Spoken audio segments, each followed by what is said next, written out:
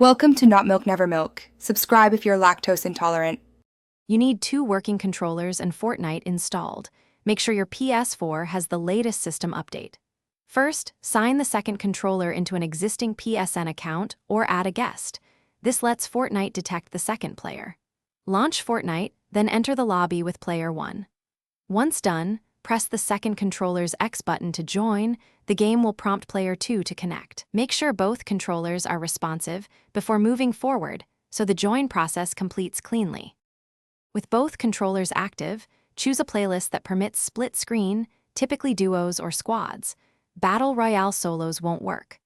Once you pick the mode, set your PS4 display to match your TV resolution for best clarity and reduce HUD scale in Fortnite settings to prevent overlap. Player 2 must confirm ready on their controller. If the prompt doesn't appear, back out to the main menu and try rejoining. You're balancing performance versus visibility, so lower resolution if frame rate drops.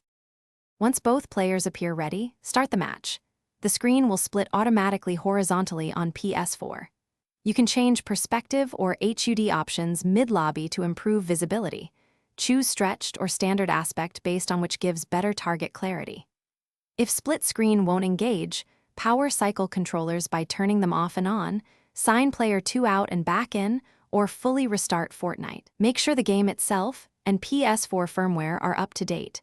Outdated software.